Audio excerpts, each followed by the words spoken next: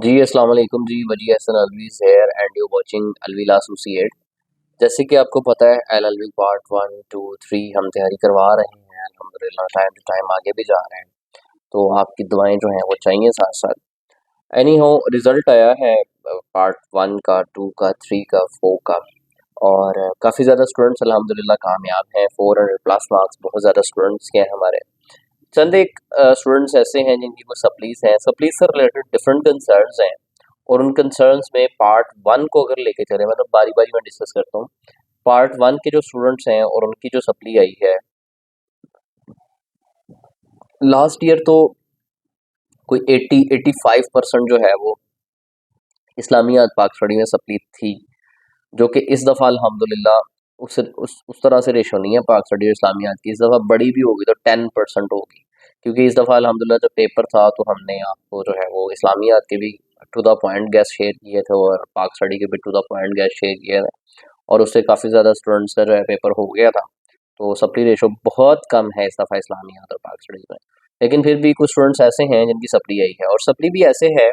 Students के जो concerns हैं वो मैं बताता हूँ आपको कि एक स्टूडेंट है, उसके 46 मार्क्स हैं इस्लामियात पाक स्टडी दोनों में कंबाइन, वो पास है।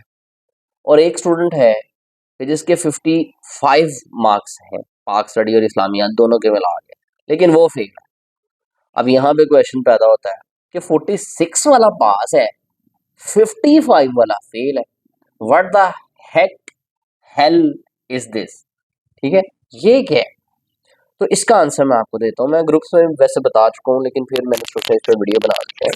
होता ऐसे है कि पाक स्टडी का आपको अलग पेपर मिलता है, जो कि 50 मार्क्स का था इस टाइम, और इस्लामियात का भी आपको अलग मार्क्स सॉरी पेपर मिलता है, और वो भी जो है उसके अलग 50 मार्क्स होते हैं।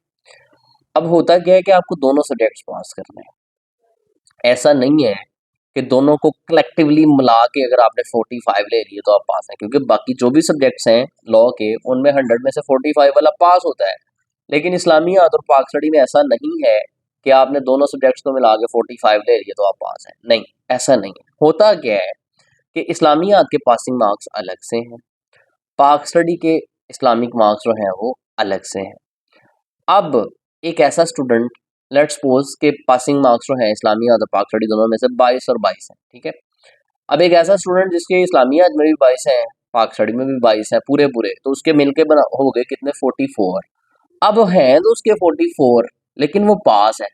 उसकी वजह क्या है?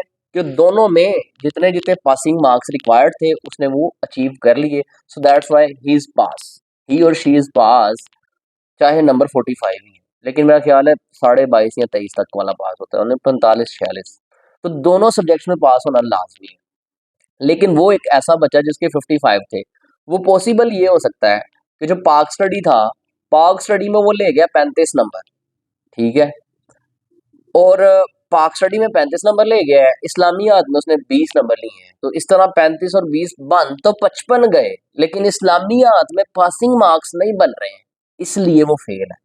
इसी तरह इस्लामियात में उसने 35 ले लिए आउट ऑफ 50, लेकिन पाक स्टडी में वो 20 ले सका, तो 35 और 20 अगेन 55 हो गए, तो 55 गए, लेकिन स्टिल फेल है। वजह क्या है? कि पाक स्टडी में वो जो है वो पासिंग मार्क्स नहीं ले सका।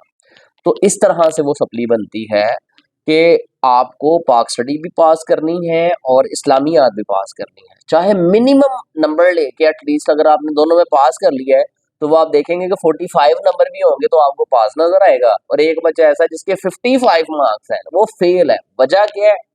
कि उसका किसी एक सब्जेक्ट में पास नहीं था। तो इसकी सप्ली दो कंसिडर होंगी कि एक कंसिडर होगी? तो पाकिस्तान स्टडीज और इस्लामियात, ये दोनों क्योंकि इकट्ठे पेपर होते हैं, तो इनकी सप्ली एक सप्ली कंसीडर होती है, दो सप्लीज कंसीडर नहीं होती। और इनका पेपर भी दोनों का अगेन होता है, यानी ऐसा नहीं है कि आप इस्लामियात में से पास थे, पाक स्टडी में नहीं थे तो पाकिस्तान को स्टडी को नहीं। जब भी इसका सप्लीमेंट्री पेपर होगा, पाकिस्तान स्टडी का भी होगा, इस्लामियात का भी होगा, दोनों का एक साथ पेपर होगा, अगेन आपको देना पड़ेगा।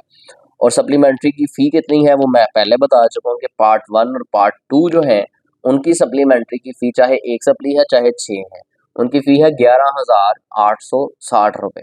ठीक है। और जो पार्ट 3 और 4 के स्टूडेंट हैं उनकी सप्लीमेंट्री की फ़ी है 13,260 रुपये, ठीक है, जो कि आपने 28 जनवरी तक जो है वो जमा करवानी है, बल्कि 28 से पहले ही करवाएंगे क्योंकि 28 तो यूनिवर्सिटी ने लास्ट डेट दी है। तो आप 28 से अगर 2-4 दिन पहले जमा करवाएंगे तो आपका कॉलेज उसको जो है वो इन प्रोसेस करेगा ना। तो अगर आप 28 तक जमा नहीं करवाएंगे तो ये बढ़ जाएगी, डबल फीस हो सकती है, 15-16 हज़ार तक जा सकती है। So as soon as possible जिनकी को सप्ली है वो अपने कॉलेज को अप्रोच करें और अपनी जो सप्लीमेंट्री फ़ी है वो उनको सबमिट करवाएं, ताकि आपका जो रिज़ल्ट है वो अनाउंस हो सके।